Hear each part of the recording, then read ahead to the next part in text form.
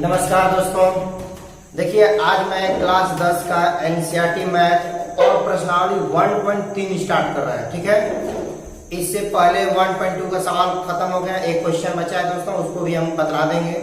आज सोचे कि इस वीडियो में सिर्फ प्रश्नावली 1.3 के ही सवाल बता दिया जाए। ठीक है, और 1.2 का सिर्फ 5वां सवाल बाकी है, उसमें एक अलग वीडियो करके उसको भी डाल देंगे। ठीक है दोस्तों, तो जैसा कि आप लोग जान रहे हैं कि मैं क्लास 10 का एनसीईआरटी मैथ प्रश्नावली 1.3 आज बताने जा रहा है। ठीक है, चलिए क्वेश्चन देखते हैं। बिहार बोर्ड में बहुत जबरदस्त क्वेश्चन पूछा गया है, यानी हर एक साल लगा कर आपको हमेशा बिहार बोर्ड में क्वेश्चन 3 अंक का दोस्तों पूछता है। पहले 5 अंक का पूछता था, लेकिन इस समय आप लोगों को 3 नंबर का क्वेश्चन पूछ लेता है हमेशा बिहार बोर्ड में। ठीक है, लगता है भी पूछ लेता है, कभी करके एक साल गैप देकर हमेशा एक क्वेश्चन पूछता है। इसलिए आप लोग समझिए कि बिहार बोर्ड के लिए बहुत इंपॉर्टेंट ये क्वेश्चन है और आराम से आप लोग रिवाइज कर लीजिएगा, पूरा का पूरा हमेशा बिहार बोर्ड में मैच कर लेगा। ठीक है, तो चलिए दोस्तों देखते हैं प्रश्नावली 1.3 का। प्रश्नावली 1.3 में जितना सवाल है दोस्तों, सिर्फ 2 टाइप का क्वेश्चन बनेगा, 2 टाइप में इसको हल करेंगे और 2 टाइप का क्वेश्चन हमेशा पूछता है परीक्षा में।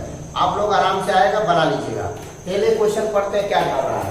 कह रहा है कि सिद्ध कीजिए कि √5 एक अपरिमेय संख्या है।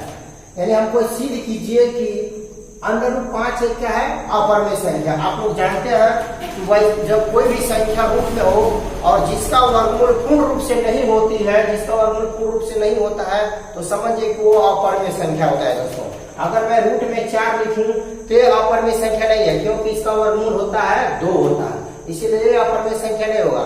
जिसका जैसे रूट में 3 है तो इसका पूर्ण रूप से वर्गमूल नहीं होगा, इसीलिए ये भी अपरिमेय संख्या है। जैसे रूट में 2, इसका भी पूर्ण रूप का मतलब जैसे इसका पूर्ण रूप से वर्गमूल है, इसका पूर्ण रूप से वर्गमूल होगा, इसका वर्गमूल निकालेंगे तो पॉइंट में जाएगा, तो पॉइंट में नहीं आना चाहिए, इसलिए ये भी अपरिमेय संख्या है। ठीक है, मैं पूछूं कि रूट में 9 एक परिमेय संख्या क्या कहेंगे, नहीं परिमेय संख्या है, क्योंकि रूट में 9 का वर्गमूल कितना होता है, 3।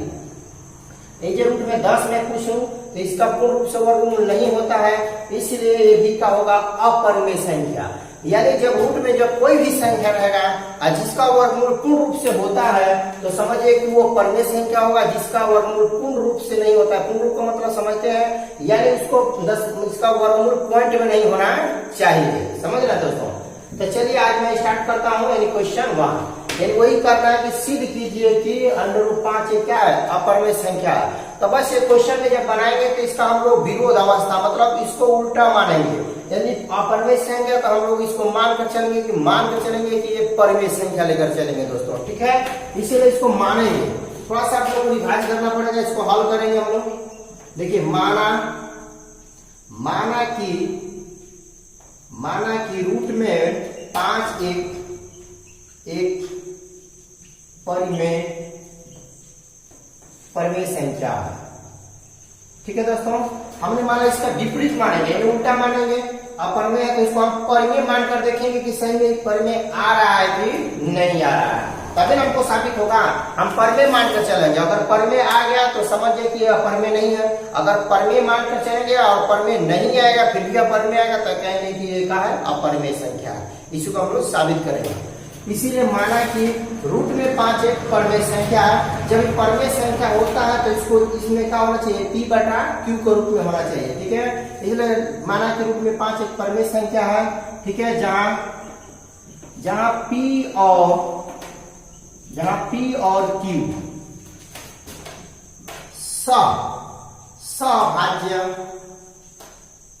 सभाज्य पूर्णांक है, Q बराबर ≠ 0।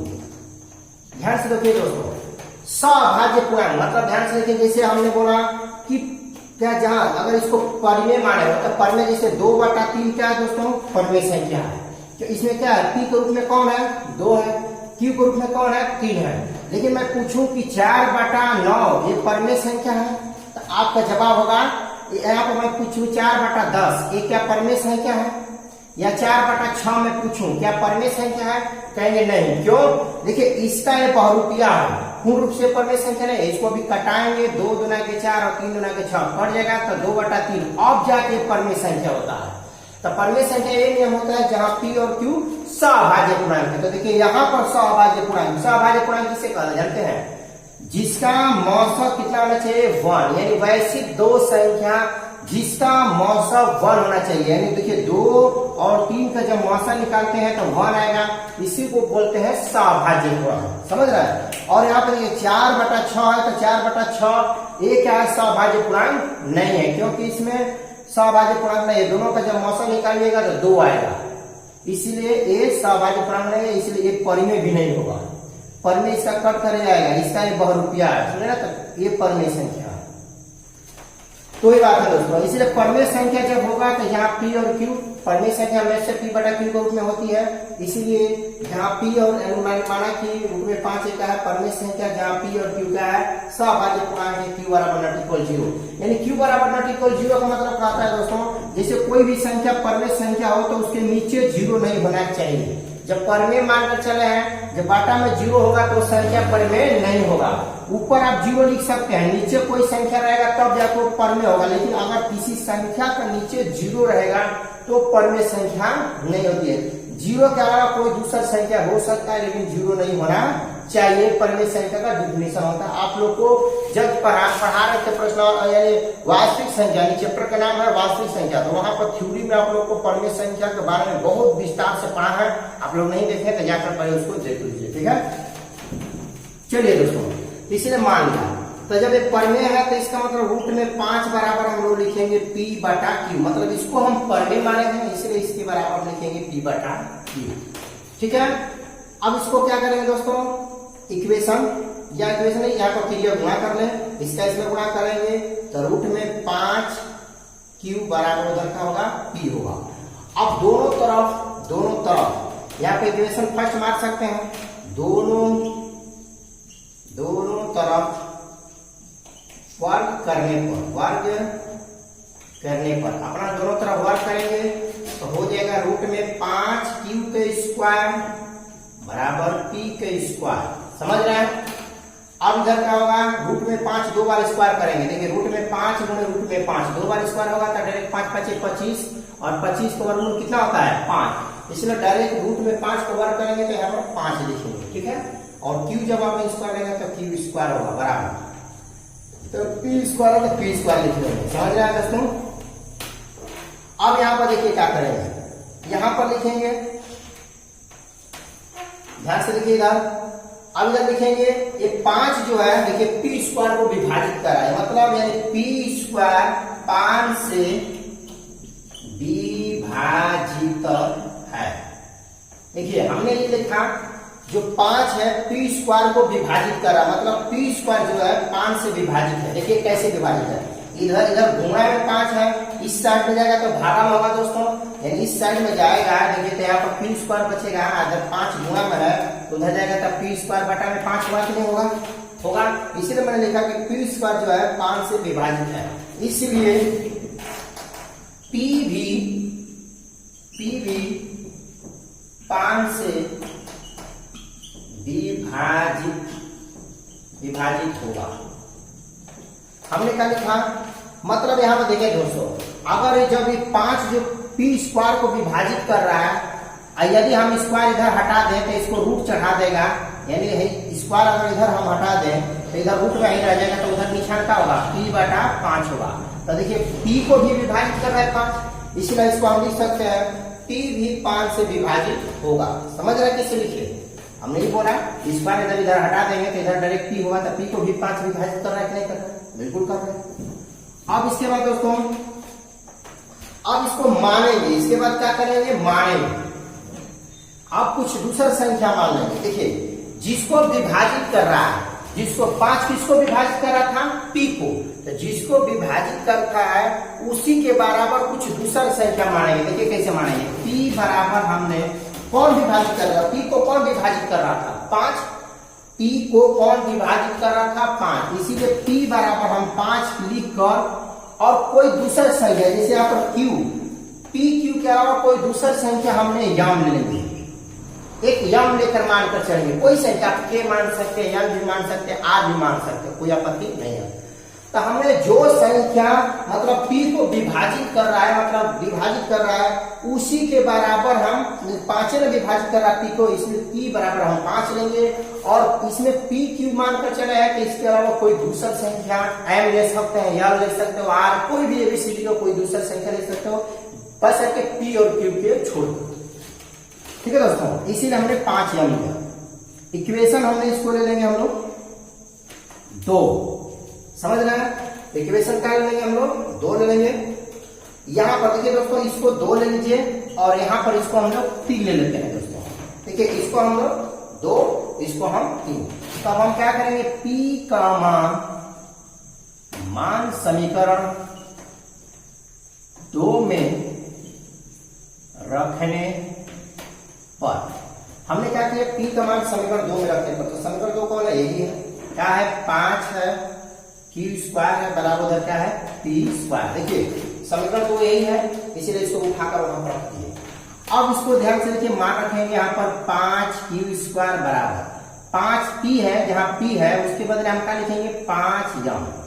ध्यान से देखिए, मैंने कहा जहां p है उसके बदले क्या लिखेंगे 5m, इसका स्क्वायर है तो यहाँ पर स्क्वायर करेंगे। समझ रहे दोस्तों, यहाँ पर 5q स्क्वायर होगा बराबर, ये स्क्वायर दोनों का होता है, इसका और इसका दोनों का होता है। जब 5 स्क्वायर लेगा तो 5 5 25 और m लेगा तो m स्क्वायर।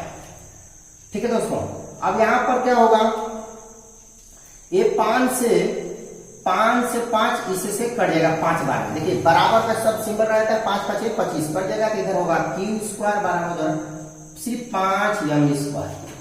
अब देखिए क्या है, 5 किसको विभाजित कर रहा था, वहां पर उस समय 5 p को यानी p स्क्वायर को और p को विभाजित कर रहा था। लेकिन अब देखिए इधर गुणा में m स्क्वायर गुणा में 5 है, इस साइड में आएगा तो क्या होगा, यहाँ पर भागा में चल जाएगा, यानी q स्क्वायर को 5 विभाजित करेगा कि नहीं करेगा दोस्तों। इसीलिए आप लिखेंगे q स्क्वायर 5 से विभाजित, ठीक है, इसलिए q भी 5 से विभाजित होगा। देखिए दोस्तों, हमने क्या लिखा, हमने वही बात लिखा, ध्यान से देखिए, इधर 5 गुणा में है तो इधर आएगा तो क्या होगा भागा में, यानी q स्क्वायर को 5 विभाजित करेगा कि नहीं करेगा, करेगा। इसलिए अगर स्क्वायर फिर इधर से हटा देंगे उस साइड में चलेगा तो इधर बचेगा सिर्फ q, तो q को भी 5 विभाजित करेगा, बिल्कुल करेगा। इसीलिए आप यहाँ पर लिखेंगे दोस्तों, अब देखिए, अब लिखेंगे अतः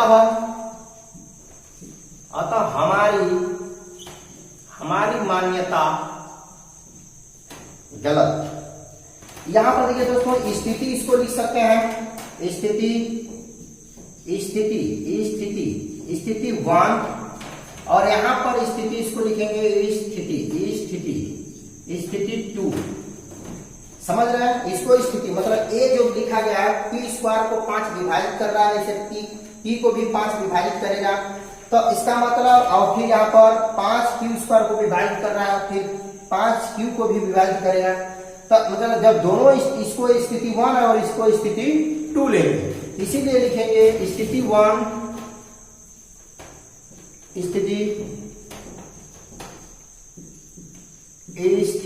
स्थिति 1 और 2 से हमें मालूम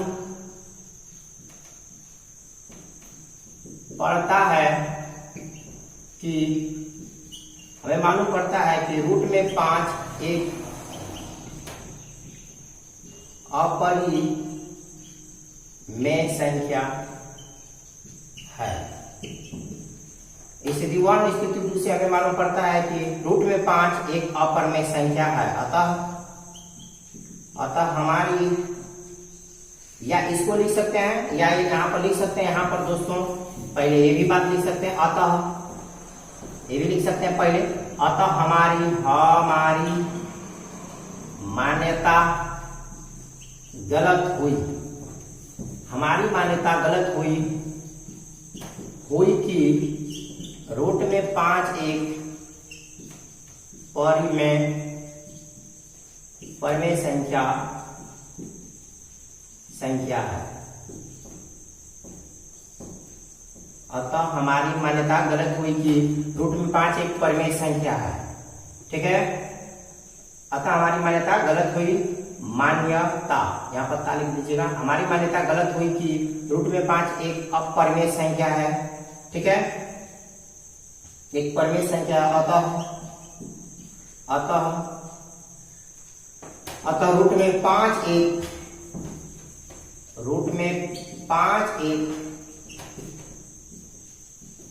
अपरिमेय संख्या है। यानी आप लिख सकते हैं स्थिति 1 और 2 से हमें मालूम पड़ता है। हमें यहाँ पर लिख देंगे, हमें मालूम पड़ता है कि, ऐसे लिखेंगे दोस्तों, बेटर लगेगा। देखिए हम क्या लिखे, स्थिति 1 और स्थिति 2 से हमें मालूम पड़ता है कि हमारी मान्यता गलत हुई कि रूट में 5 एक परिमेय संख्या है। अतः रूट में 5 एक का है अपरिमेय संख्या। देखिए क्योंकि हमने इसको परिमेय मानकर चला दोस्तों। क्या मानकर चला हमने? परिमेय। लेकिन फिर भी ये परिमेय संख्या नहीं आया। क्यों नहीं आया, आइए हम समझाते हैं। देखिए परिमेय संख्या नहीं आया, क्यों नहीं आया, ध्यान से देखिए। अगर जैसे कि यहाँ पर 5 है, क्यू स्क्वायर बराबर पी स्क्वायर है, इसको तो हम परिमेय मानकर चला, लेकिन फिर भी परिमेय नहीं आया। आइए अब समझाते हैं क्यों नहीं आया। अगर हम क्यू स्क्वायर इधर रखेंगे तो इधर गुणा में 5 है, तो इधर क्या होगा, भागा में 5 होगा। ठीक है दोस्तों, समझ रहे हैं। अब यहाँ पर क्या होगा कि अगर इसको स्क्वायर अगर उधर ढकेल लेंगे तो उधर होगा पी स्क्वायर बटा में 5 के इस तरह रूट चढ़ाएगा दोस्तों। क्या चढ़ाएगा? रूट। तो क्यू बराबर होगा, यहाँ पर देखिए, जब स्क्वायर देगा तो आप रूट हट जाएगा, तो डायरेक्ट पी होगा, और बटा में रूट में कितना होगा, 5। तो देख लीजिए दोस्तों, फिर भी इधर अपरिमेय आ गया, इधर परिमेय आ गया, मतलब फिर भी इधर रूट में 5 आ गया। हमने परिमेय संख्या मानकर चला, लेकिन फिर भी दोस्तों परिमेय संख्या नहीं आया है, यानी एक परिमेय संख्या नहीं आया। देख लीजिए, आपको सामने कैलकुलेशन किए हैं, रूट में 5 रह गया है, यानी परिमेय संख्या नहीं आया है। इसीलिए लिखे कि स्थिति 1 स्थिति 2 से हमें मालूम पड़ता है कि हमें मालूम पड़ता है कि रूट में 5 एक का परिमेय संख्या नहीं है, अपरिमेय संख्या है दोस्तों। समझ रहे हैं कि नहीं समझ रहे हैं? ध्यान से देखिए मैं क्या बोलना चाहता हूँ। जैसे यहाँ पर देखिए, हमने इसको परिमेय संख्या मानकर चला, तो परिमेय आना चाहिए, लेकिन फिर भी नहीं आया। देखिए यहाँ पर भी नहीं आया है, स्थिति 2 है। जैसे यहाँ पर देख लीजिए, क्यू स्क्वायर है, क्यू स्क्वायर बराबर 5 एम स्क्वायर है। समझ रहे हैं? समझ रहे हैं दोस्तों? देखिए अगर हम स्क्वायर इधर हटाएं तो उधर क्या चढ़ जाएगा, रूट में चढ़ जाएगा। समझ रहे हैं कि नहीं चढ़ जाएगा? मानो है जो है डायरेक्ट कर लो, एम स्क्वायर रूट में चढ़ जाएगा, ऐसे दोनों ऐसे रूट में रह जाएगा एम स्क्वायर। तो क्यू बराबर जब अपर लेगा तो रूट में हो जाएगा 5, हाई जब स्क्वायर देगा तो अपन बाहरी एम हो जाएगा। फिर भी देखिए इधर क्या हो गया, रूट में आ गया, तो यहाँ परिमेय आ गया। हम परिमेय मानकर चले, लेकिन फिर भी परिमेय संख्या नहीं आया है। इसीलिए हम लिखेंगे कि अतः हमारी मान्यता गलत हुई कि ये क्या है दोस्तों, कि ये परिमेय संख्या नहीं, परिमेय संख्या नहीं है, क्या है, अपरिमेय संख्या है। ठीक है, नोट कर लीजिए। यानी वहां पर लिख सकते हैं स्थिति 1 और स्थिति 2 से हमें मालूम पड़ता है कि हमारी मान्यता गलत हुई कि रूट में 5 एक परिमेय संख्या है, अतः रूट में 5 एक क्या है दोस्तों, अपरिमेय संख्या है। ठीक है, नोट कर लीजिए दोस्तों, स्क्रीनशॉट ले लीजिए। बिहार बोर्ड के लिए बहुत इंपॉर्टेंट क्वेश्चन है। ठीक है।